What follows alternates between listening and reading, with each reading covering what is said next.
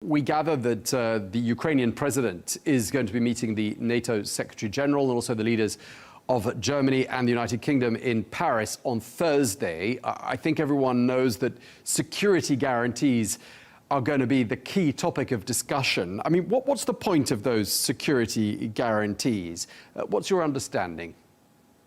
Well, on the one hand, you're right, saying this is a central point.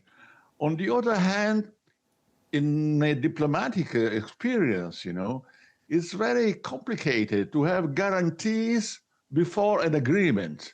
Usually you have an agreement and in the meanwhile you discuss the guarantees. We don't know really, in fact, what will be the end game of this war. But so to discuss, if you send troops there or not is extremely, complicated on one hand. On the other, I don't want to be nasty in any way because I understand exactly all the difficulties of this crucial moment. But on the other hand, it may also look like you avoid the real issue, because the real issue is the conditions under which you can have a peace there, which means territory, land, use of the Russian language, the Russian church in Ukraine, and the new government, things of this kind, These things have not been touched up today. This is very important, So I'm not sure that if you want me to develop that, to be sure that the meeting in Paris is symbolically important. I agree on that.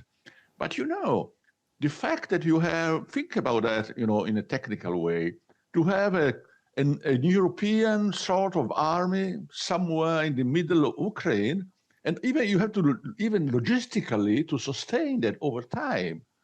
And then what, if you have an hypothetical Russian aggression in a few years, then what? Then this kind of force should fight the Russians. It looks to me a very complicated thing that I'm not sure will see the light of the day in the end. Also because the Russians, I don't think they would agree on this.